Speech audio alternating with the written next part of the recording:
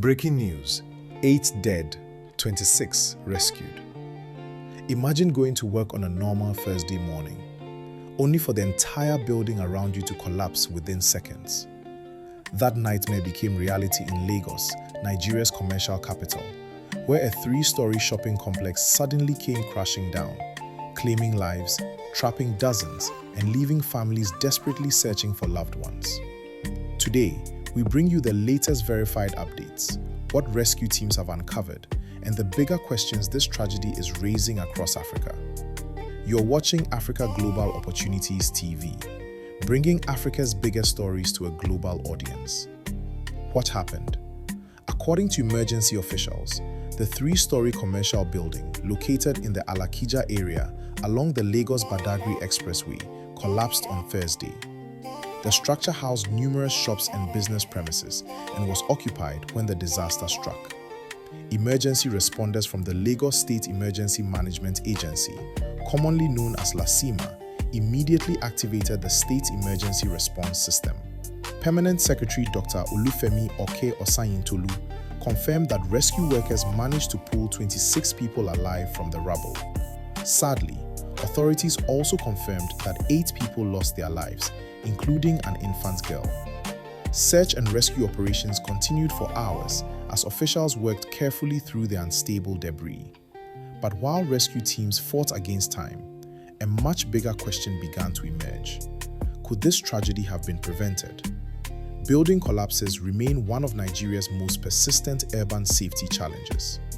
Experts frequently point to several contributing factors, including structural defects, poor construction practices, use of substandard building materials, failure to comply with approved engineering standards, weak enforcement of building regulations. Rapid urbanization has also increased pressure on commercial and residential buildings, making strict compliance with construction standards even more important. Each incident renews public calls for stronger inspections, improved oversight, and accountability. In just a moment, we'll explain why incidents like this continue happening despite existing building regulations and what lessons other fast-growing African cities can learn. Stay with us. Behind every statistic is a human story. Families waited anxiously as rescue teams searched through layers of concrete and twisted steel. Some victims were rescued alive, others were not as fortunate.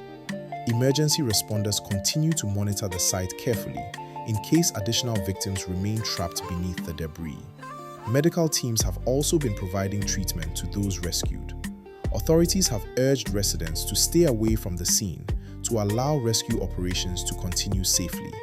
Attention now turns to investigators.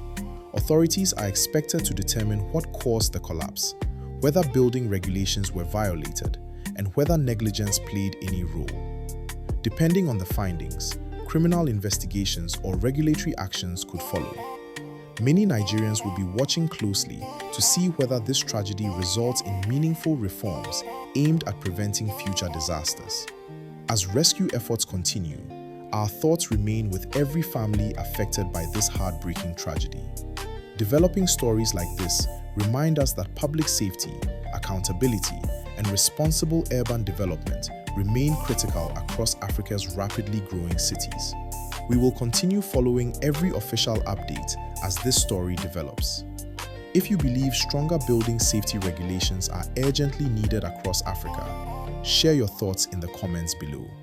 What measures do you think governments should prioritize to prevent future building collapses? If you value factual, balanced, and in-depth reporting on Africa's biggest stories, subscribe to Africa Global Opportunities TV, turn on notifications, and share this report with friends and family around the world. Thank you for watching. I'm your host, and we'll see you in the next report.